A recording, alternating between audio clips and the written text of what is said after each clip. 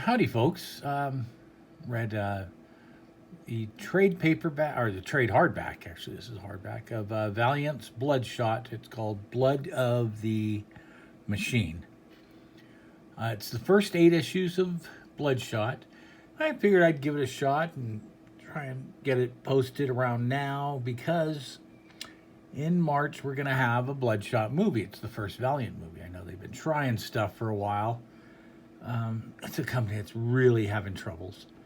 I mean, just in general, it's always had its ups and downs for years. It came out, the company, Valiant, came out in the mid 90s, no, early 90s. And they had Harbinger, oh, can I remember? Hard Corpse. They had a half dozen books. And this was during the boom, during the speculation boom. Well, it was an indie company, meaning it wasn't DC and it wasn't Marvel. And Image was just launching at the time. Now, Image launched with a bang because it was Todd McFarlane and, I mean, it was Jim Lee. It was all the big names who said, screw you, Marvel and DC. We're going to do it our way. And it blew up massively. But the speculator market, as I've talked about, also killed it because, like, even today, Spawn #1 came out and people bought 1 billion copies. A million copies, whatever they bought. They bought tons and tons of copies. And although it was okay, it was one of their better books, people overbought. They didn't buy because they liked it. They would buy 10, 20 copies at a time, thinking they would be able to turn and burn them really, in the future. They thought it was a kid's college fund or something. It wasn't. Now, Valiant was slipping under that mess for a while until they did a move called Unity. Now, this was not a bad move. This was a good company promotion. They took all their books, and I honestly don't remember what books were out first. I read quite a bit of their stuff after Unity. So I did get a hold of most of the Unity things. That's when I owned my store. And it was not on my radar when they came out. I had a small little place. So I really could only handle the stuff that was coming out at the time. It was pretty popular. DC, Marvel, Image, Dark Horse. And even Dark Horse was later on added. Because I was at a flea market. It was at a locked booth. And I did make it a store. The problem is, I opened on Saturday and Sundays. Books came out on Wednesday. So if it wasn't... So I really had to focus on stuff people liked and read. I couldn't just, get a couple of this and a couple of that, because they would go to their comic stores on Wednesday and buy them. And kind of had to try and focus on stuff that might sell out or and I did create a reader base. So I carried Sandman pretty heavily because my clientele were people who worked at the flea market. They visited the flea market for one reason or another every week. I was their weekly stop, and they were readers. I've always felt when I sold, I catered to the readers because they're the ones that come back and they were loyal. And but I don't know if I've told this story. When the Death of Superman came out, I showed up at my booth, and by that day on Saturday, the book had risen. I don't know, and it was the 90s, 91, 92, when they did the big Death of Superman book. And I walked up to my booth, and there was a line waiting for me to open up. It was a shed with a lock, looked like a storage unit. To open up and bring those books in. I had 100 or so copies. I mean, I bought it heavy. The hype was strong on that one. And I went in with my 100 happy because I knew that it was already up to like $50, $100, sold out everywhere. No one had it. And that was one of my, and I had people that, you know, they were my regulars. They got it at cover price because they did not go anywhere else. They knew I'd have it. And that's what my place was all about. And once all the regulars got it, everyone in line got it. I still had maybe 20, 30 copies left, and the price kept going up and up and up during the day as they shrunk and shrunk. And I sold my last copy, I think, for $50, which was huge. I mean, on that day, I sold a book that came out that week for $50. And that's 25 years ago or more. And of course, it did keep going up for a short while. And now, you can go get one. It's got some value, I guess. Maybe $5. It's nothing. Anyways, but that's aside the point. The Valiant did not get into that hype, except they did a thing called Unity, where I guess you could get some coupons within the books, and the books that had the coupons became a little more valuable because it had a thing you'd send in if you collected them all. And all of a sudden, like, Harbinger just started skyrocketing in value, the first one. And right after Unity, they introduced a whole bunch of characters.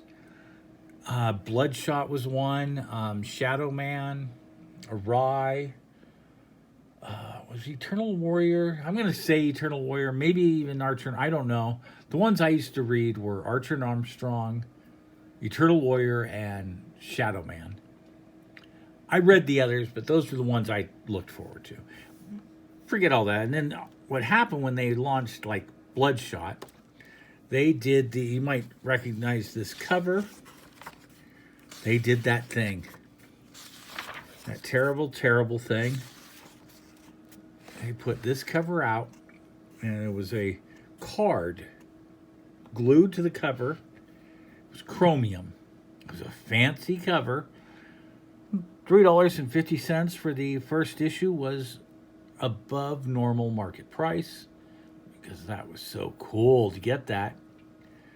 And it sold really, really well. And I got my several copies, but it was already at the point where people knew it was coming out, knew it'd be a fancy cover, knew to overbuy. And the worst case scenario is months later out came a book called Turok. And that's just a joke in the industry. Turok, it was a fine book. It was a remake of an old Gold Key, I think. Ooh, Charlton? I don't know. It was an older book. That was one of the things that Valiant did, like Dr. Solar and a few others. They did buy up some other characters to mix into their world. Bloodshot was one of their originals. Rye is one of their originals, and a few others. But it just was not good. Turok was... They did the same cover. What was not good was the amount that people bought. Cases upon cases. You can find cases of Turok #1 for next to nothing. I could probably Google it or look it up on eBay. Turok #1 goes for pennies and did not skyrocket. The speculation market was one of the books that really killed the market at that time. Anyways, this book, we'll talk about this book itself. What I like is it was an inexpensive trade because it's printed on the original paper type, just regular newsprint. It has the comic, which gives it that comic book look. I think it was $4. It was really cheap. But I like that it was printed on the original paper because that's, what is nice. And I did get it more because the movie is coming out in a couple weeks with Vin Diesel, which I find amusing. That they used a man of color. I have no problem with color changing characters. Race changing anything, race, sex, all that. Generally, it's fine. You want to make Black Canary an African American woman, and it's fine. In the new Harley Quinn movie, I don't care. I don't see any reason she needs to be any particular thing. And if that's who they want, for whatever reason, that's what they want. Problem is, Bloodshot's not white as in Caucasian. He's chalk white. And that was part of the thing about him, because this whole group, he was related to Rye. Whatever his powers are made him chalk white. So it's just amusing that you can almost complain and cry and go, well, he's supposed to be a white guy, and you used a man of color. I'm like, well, no, he's not supposed to be a Caucasian guy. He's a white guy. I am amused by that. I'm silly. I'm sorry. I just would love the people that cry about that stuff to cry about this. Because there is a channel on YouTube where the guy calls it tokenism.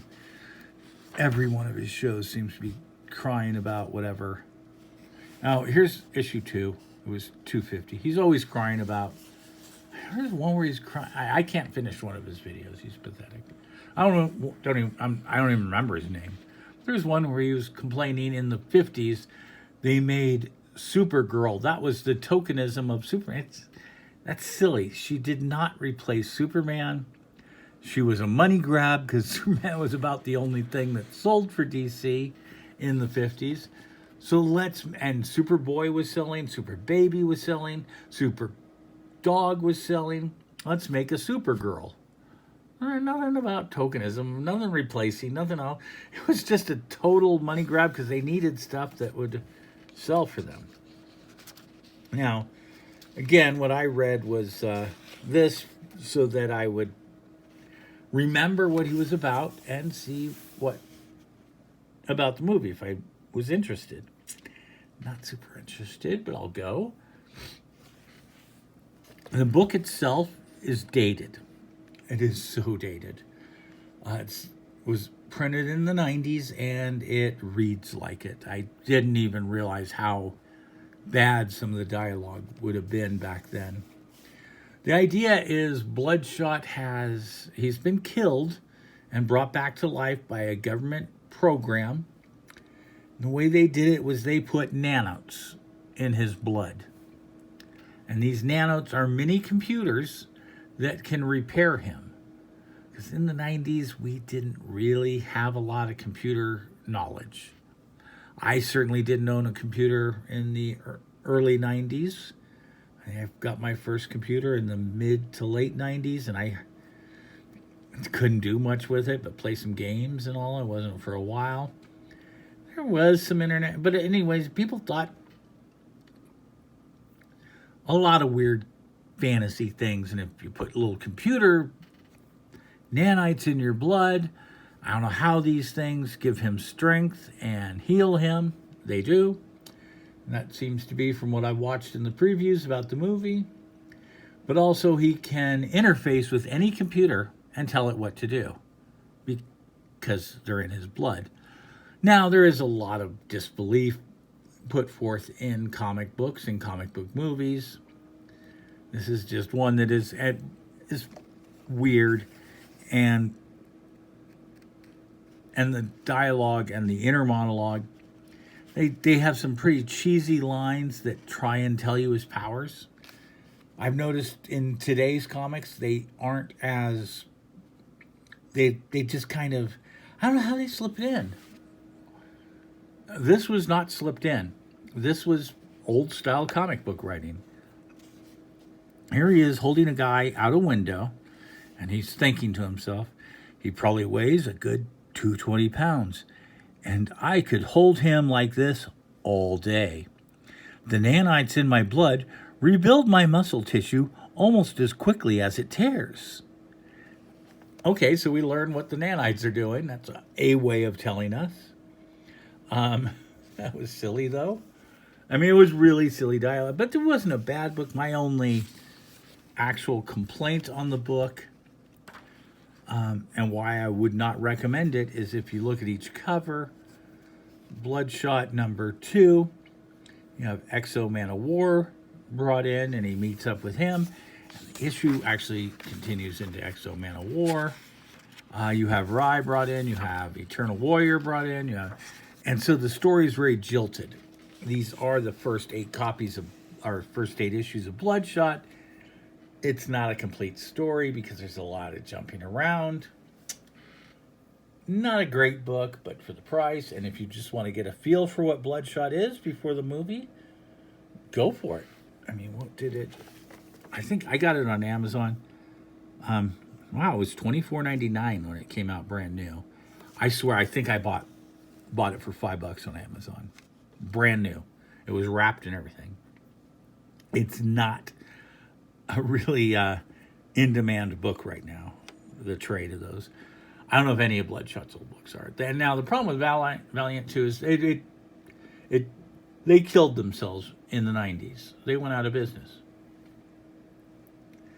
Somewhere in the mid-2000s, they reintroduced all their characters and tried it again and failed. And they have done it a third time. The books are coming out now for a third time. I've read one that has come out in this third new releases, which was the Woody and Quantum and Woody. Didn't like it one bit. I'm not jumping on any of these new Valiants, but I will watch the movie, and I hope it's decent. I like the company, even though they've had some rough tries. But hey, what the hell? Let's see something else out there besides Marvel and DC's pathetic attempts. I mean, Marvel makes some good stuff. DC's having their troubles. Let's hope maybe Valiant can give us some great fun. All right, that's a little Bloodshot and some stories and a minor review because there's really not a lot to the book to review. It's just really it takes 8 issues. It's his introduction, a little bit of him traveling and who died in his past, who he might have killed, who hates him, who likes him, typical spy, nanites in your blood superhero book. All right. Thanks a lot, folks. If you like this, I do other comic book stuff. I do other things, and please subscribe.